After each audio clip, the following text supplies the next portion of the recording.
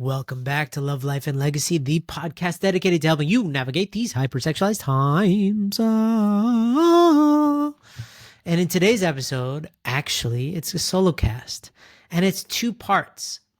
But in the end, I realized that they're actually connected. So the first part is about knowing thyself and how vital it is to know yourself well in order to be a healthy, happy, liberated human being. And the second part is to become the owner of your shadows. We're being asked in our movement right now to be like clear water. Well, guess what? I live close to a polluted ocean where junk washes up on the beach all the time.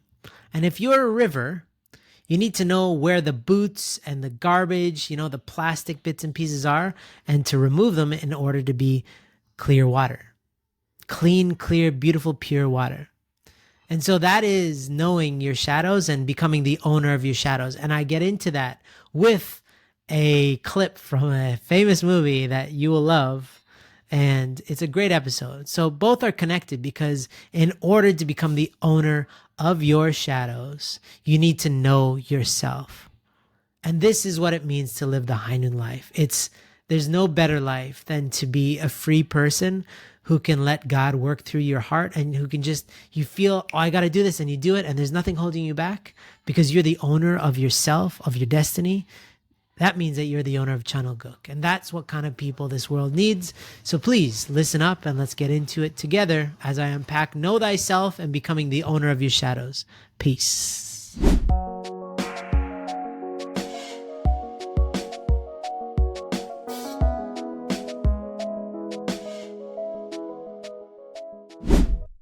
Welcome back, everybody.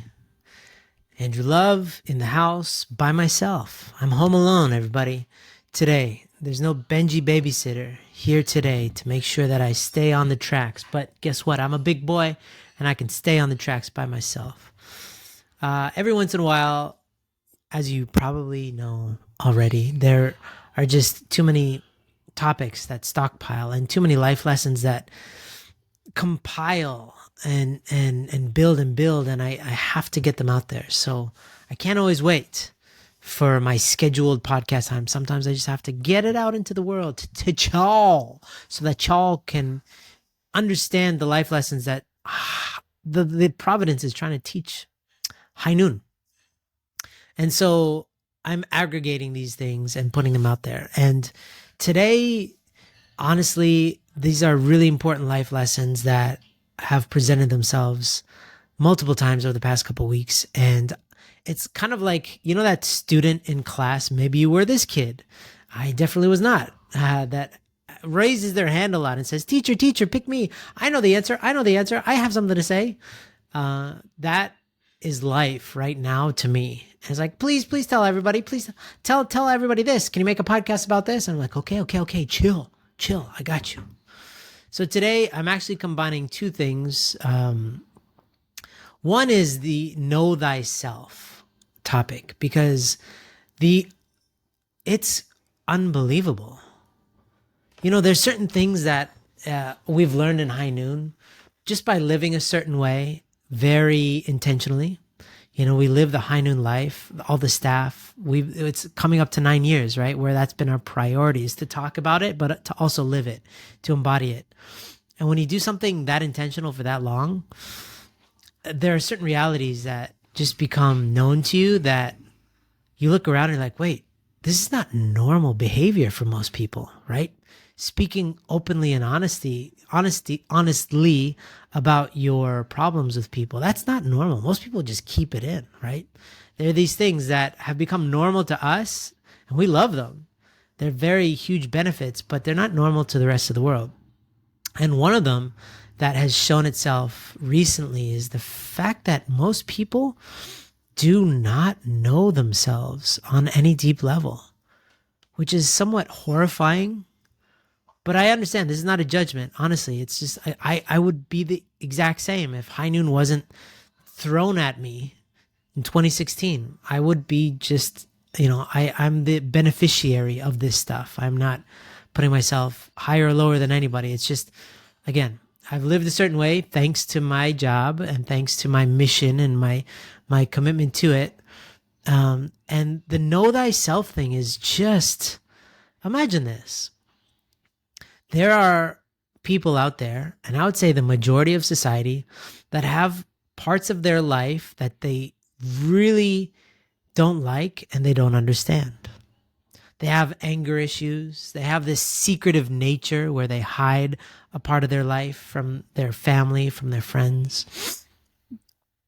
They have some very weird thoughts that disturb them, whatever it is. And they really don't understand it. And so they live kind of in fear of this other side of themselves, like Dr. Jekyll, Mr. Hyde kind of thing. But they've never spent time to learn about themselves. And so the basic idea of, well, how much time do you spend with yourself, thinking about this stuff, processing these emotions, is so foreign to most people because we're so busy doing what? Who knows? Everybody in this modern world is too busy to do anything. They're running around stressed out of their minds, but they don't know what they're doing, right? That's the modern state of humanity.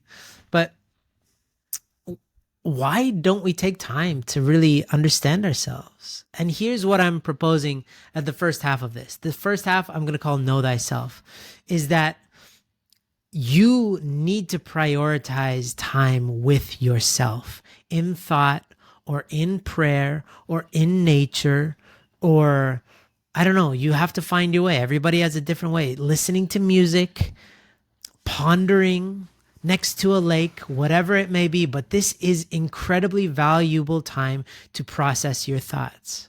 You see, modern science is making it very clear how important sleep is to the human being. So we need it for so many different reasons. But one of the main reasons is that's the time when your brain and your body recuperate and process all of the systems. So otherwise this stuff stockpiles and your brain doesn't clean the plaque off of it, and it starts to build up and you get all sorts of problems in your brain. Same thing with your body, your liver, your spleen, all these things, these systems get a break, a nice long break to start cleaning house. That's why the first thing in the morning is you take a pee, because your body was processing all these things through your liver, through your kidney, through your spleen, through all these things. It's just like you're ready to go and process it. We need the same things emotionally and intentionally, mentally and spiritually. Time to process life.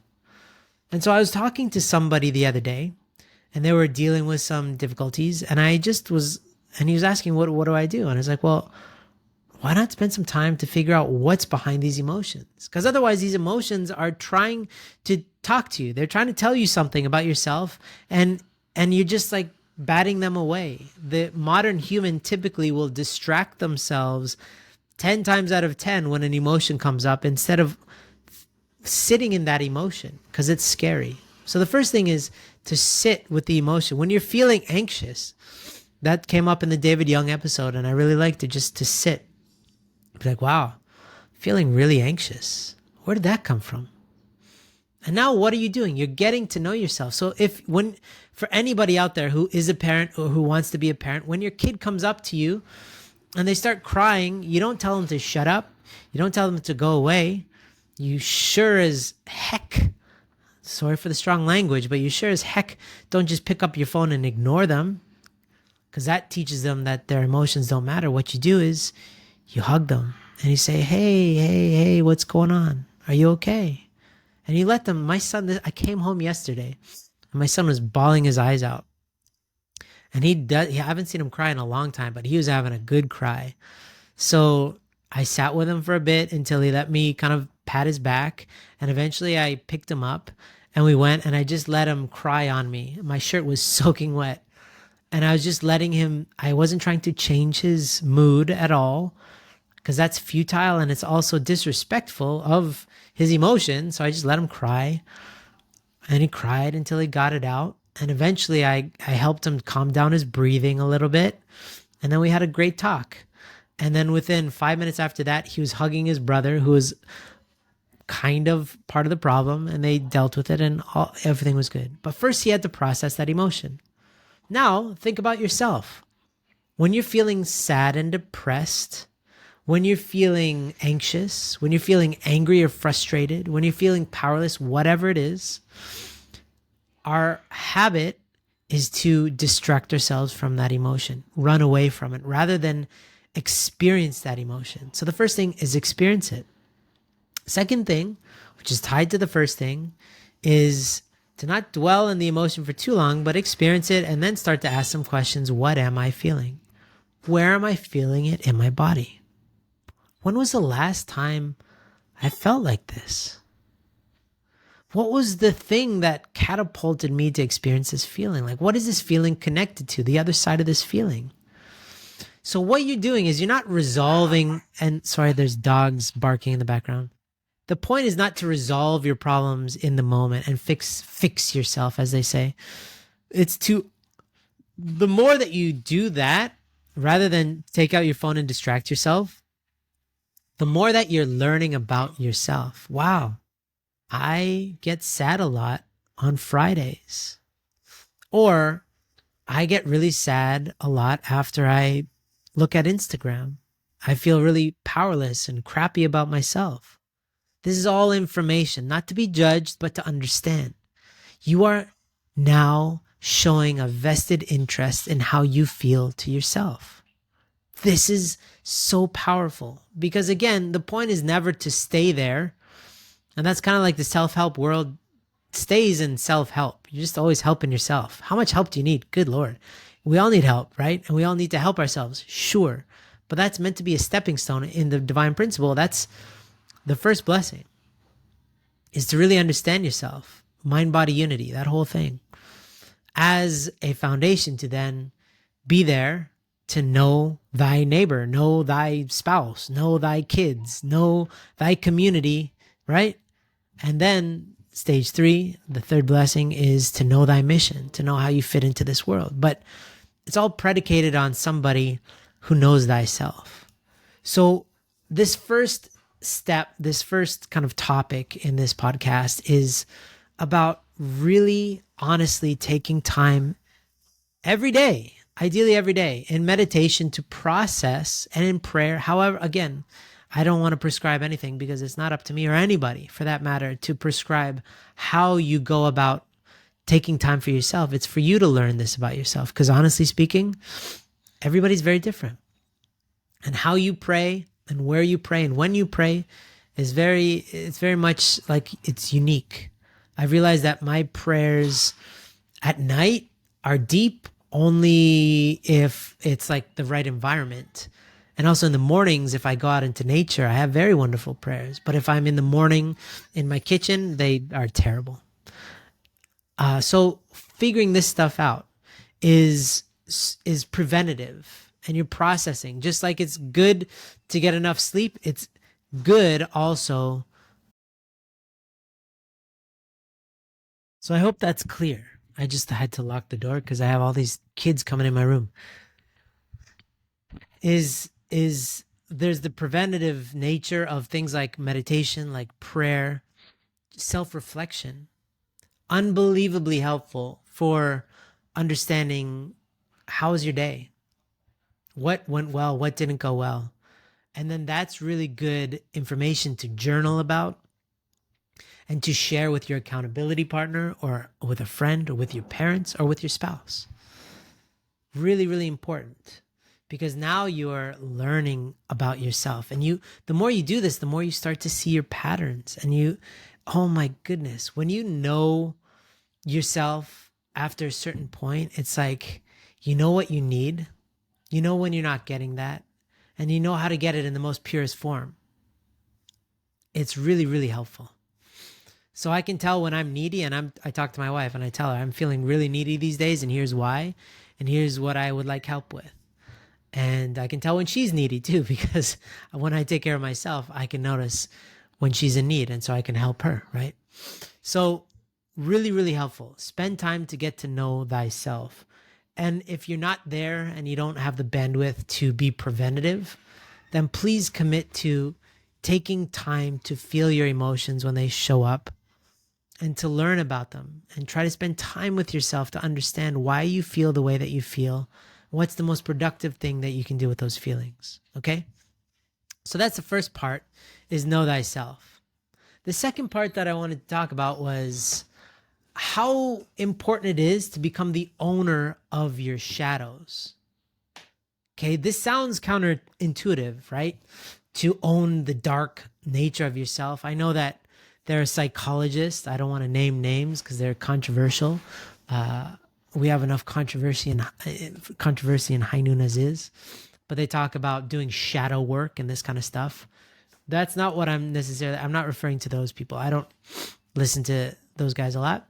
But when I talk about owning your shadows, what I'm talking about is if you can be comfortable having uncomfortable conversations, then basically in life, there's nothing that you cannot do. Because when a situation arises that prevents you from doing what you feel you're called to do in life, you talk about it and you talk about it until you understand it. And then you find the most suitable action and then you do it. This is all possible only when you own your shadows.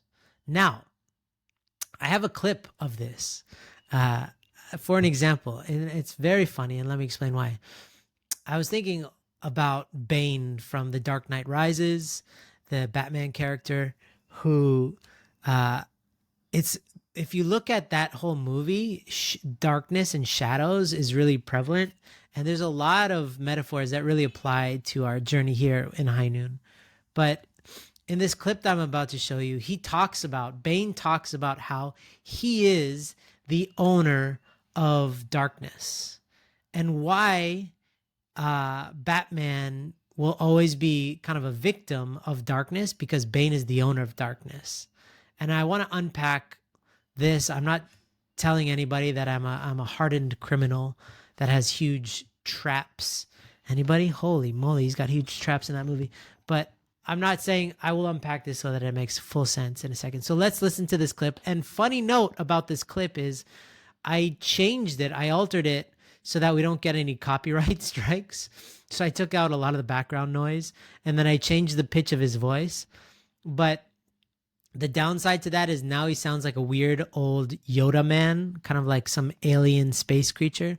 But just listen to this clip and I'll unpack it afterwards. So let's listen to Bane talking to Batman about how he owns the darkness.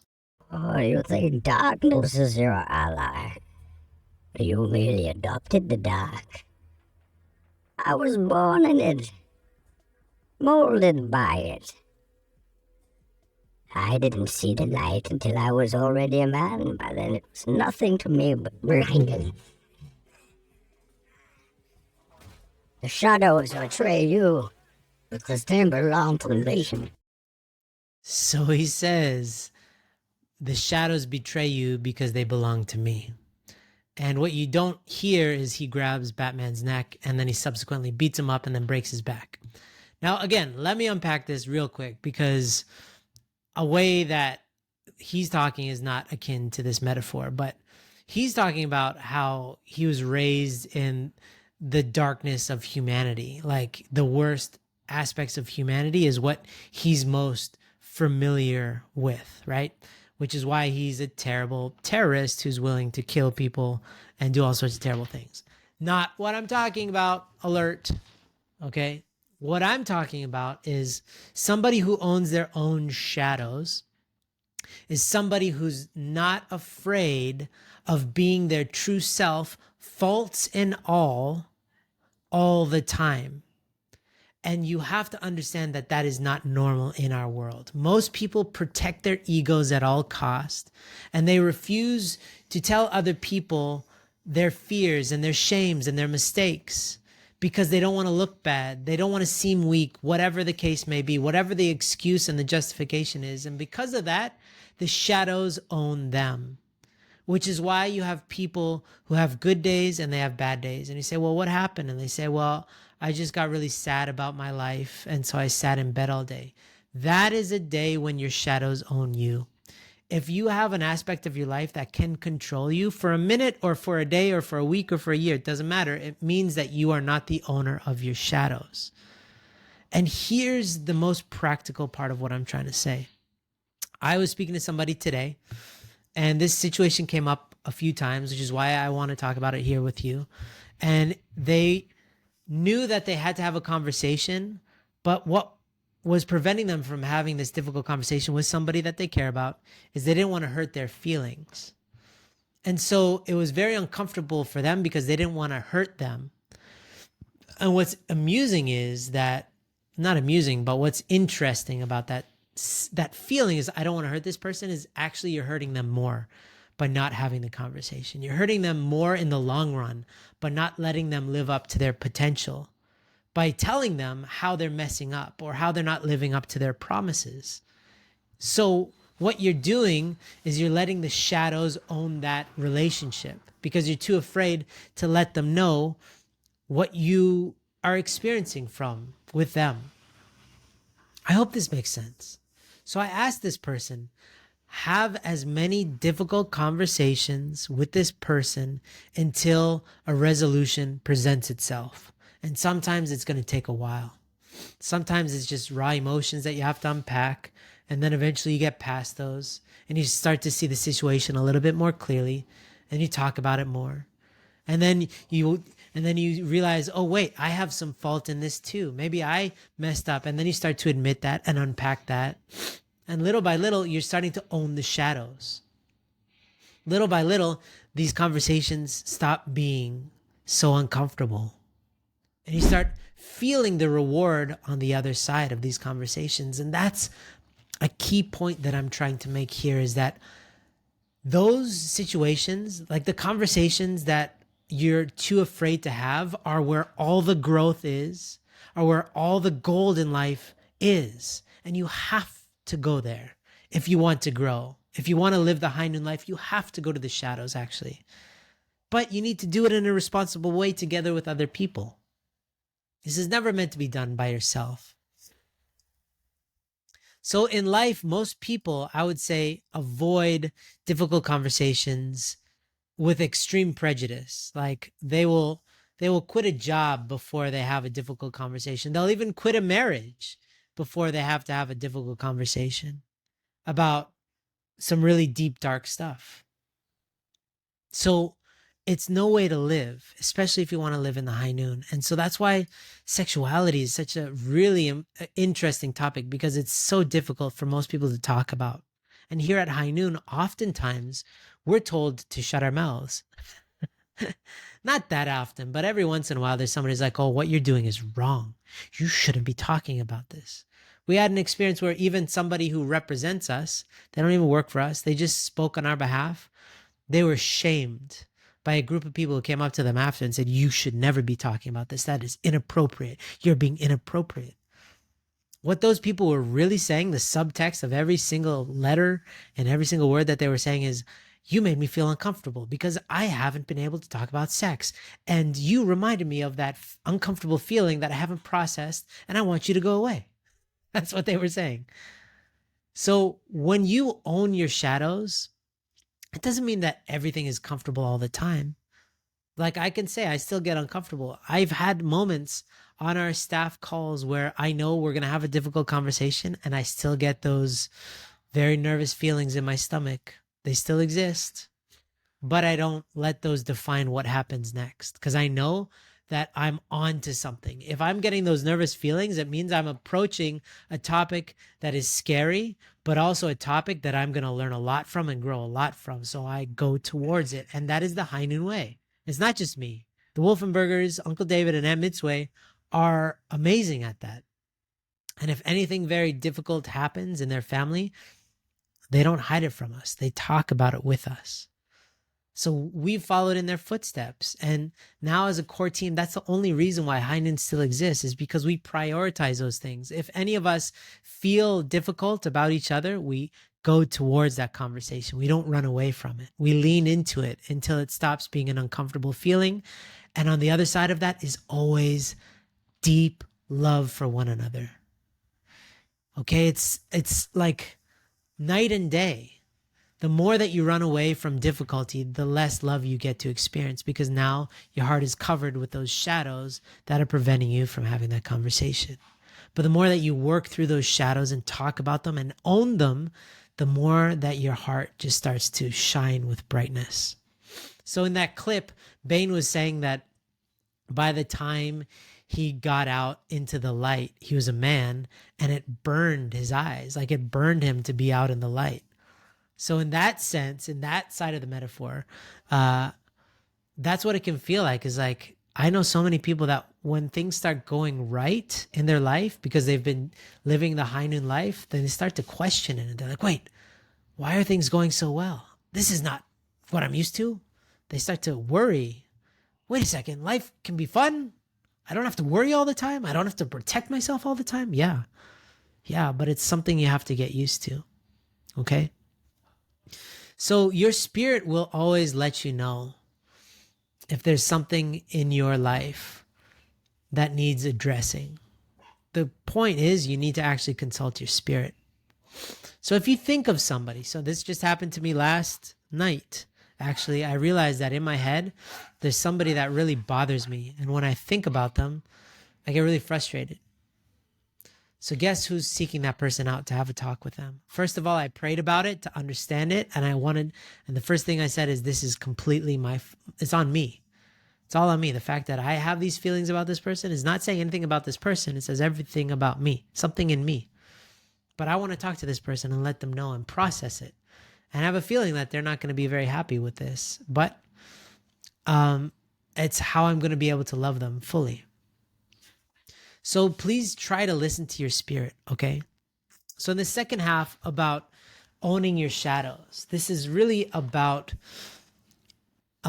finding those relationships in your life that are not going well, praying about it, sitting with it, understanding it, and working on it by talking, by having as many conversations. Maybe you don't go straight to them. Maybe if it's a very strained relationship, you don't just go straight to them. But you start talking about that relationship with other people, people that you love and people that you trust, until it becomes easier and easier to talk about it. And then practice with somebody closer and closer until you're having a conversation with that person. That's the only way to find freedom in this life. That's the only way. We're talking about restoration of the world here, people. That's what our movement lives and breathes, is creating channel guk.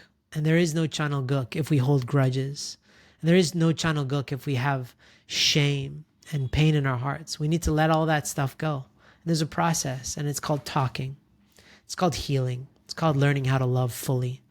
So just to summarize these two halves of this talk, my talk. First half of this was all about knowing thyself. So the lesson there is to take time to understand yourself and your emotions.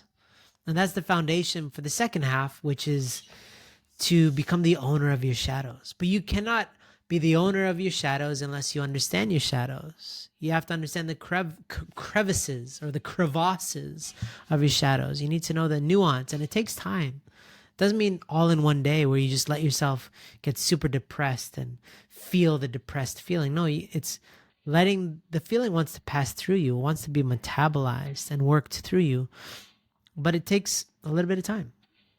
Sessions. And again, how long does it take to really get to know somebody? A long time. I heard many years ago that you do not know your spouse until you've been married for at least 20 years. I've never forgotten that. I don't even remember who told me that. Somebody, I would say 8 years ago, told me that. And I was like, that's crazy. I know my wife. And you can't believe how true that is. My wife and my anniversary is this weekend, and it's our 13-year anniversary, and we're still just scratching the surface, it feels like. So what about yourself? You have a lot of, back taxes to pay off, meaning time to spend with yourself in order to get to know yourself. It takes some time, but it's time really well invested.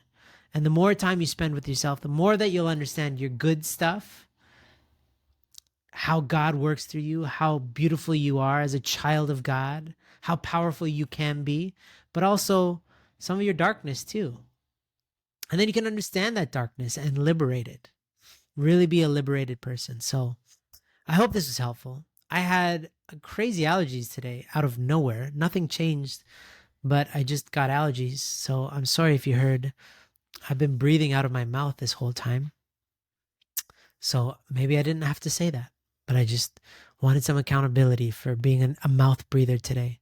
But I hope this was helpful. And yeah, if you have any questions, just always feel free to reach out and we'll be talking with you soon. Peace.